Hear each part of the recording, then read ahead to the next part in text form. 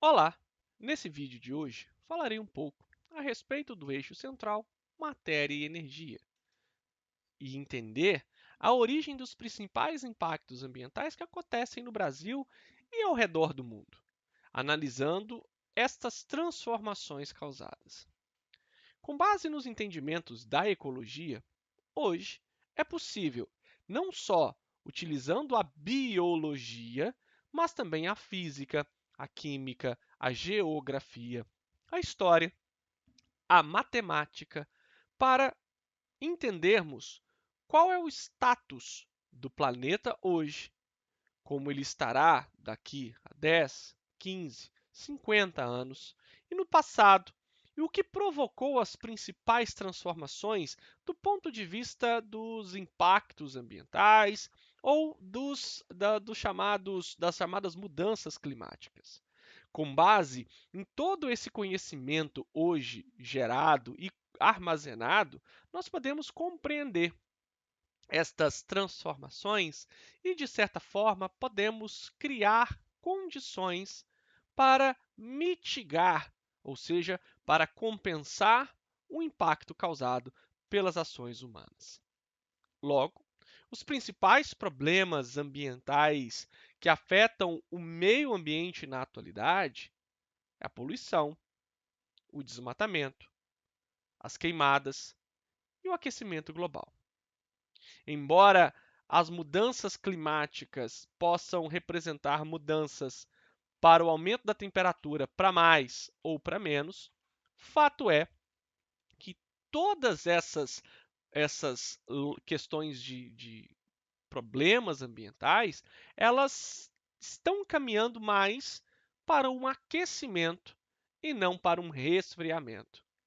Infelizmente, o nosso planeta é afetado por vários problemas ambientais e quase a totalidade deles provocada pelas diversas ações dos seres humanos.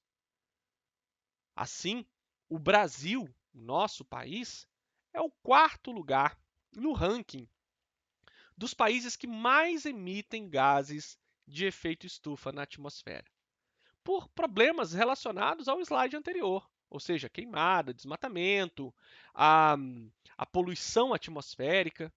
A maior contribuição brasileira fica por conta do desmatamento e das queimadas, para termos áreas utilizadas para pastagem ou para processos industriais.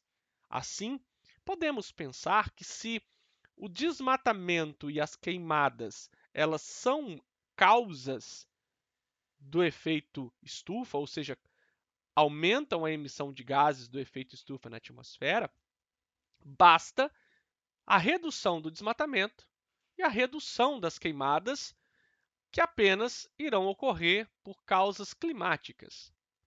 Um dos gases poluentes de interesse ambiental é o monóxido de carbono, que, ao contrário do CO2, o CO2 não é um poluente, ele é um gás natural, que ele existe na Terra antes mesmo do ser humano existir.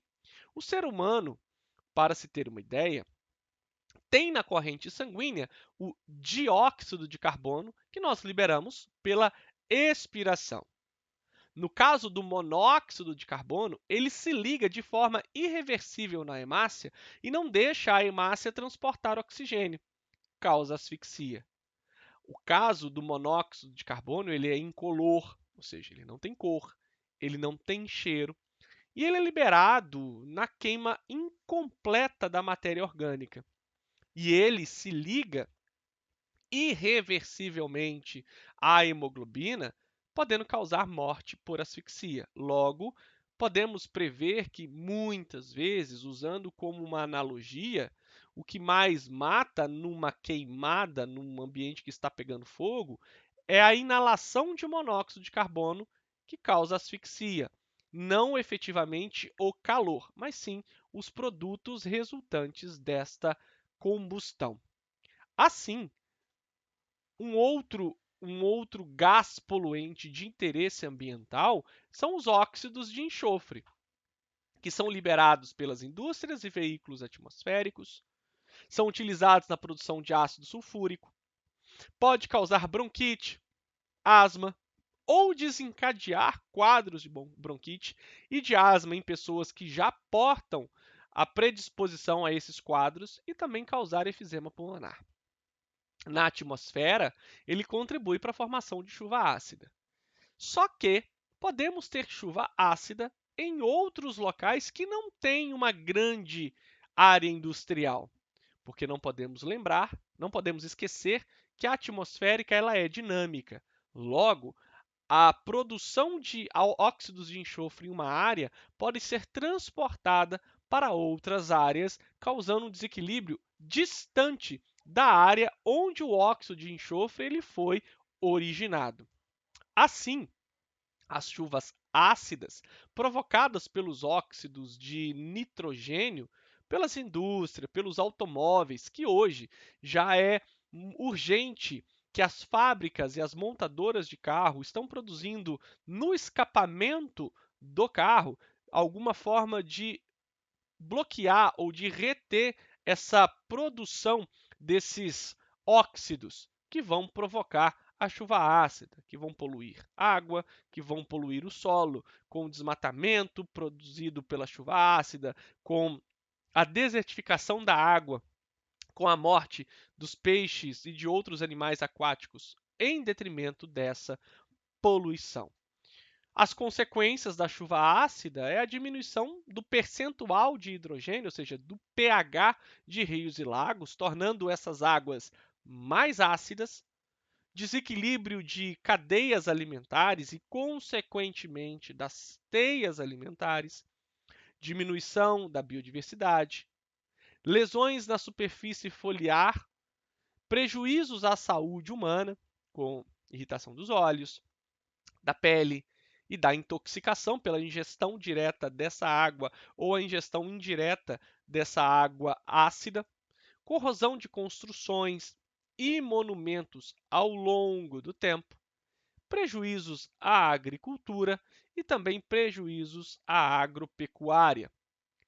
Um outro exemplo de problema ambiental que em áreas onde o inverno ele é mais frio é a inversão térmica.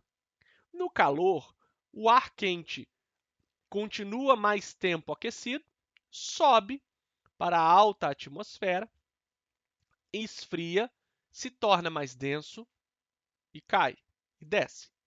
É por isso que colocamos ar-condicionado no alto das paredes, porque o ar frio naquela lâmina em cima ele esfria, se torna mais denso, desce e empurra o ar quente para cima. Então existe um ciclo de ar, além de ser mais econômico.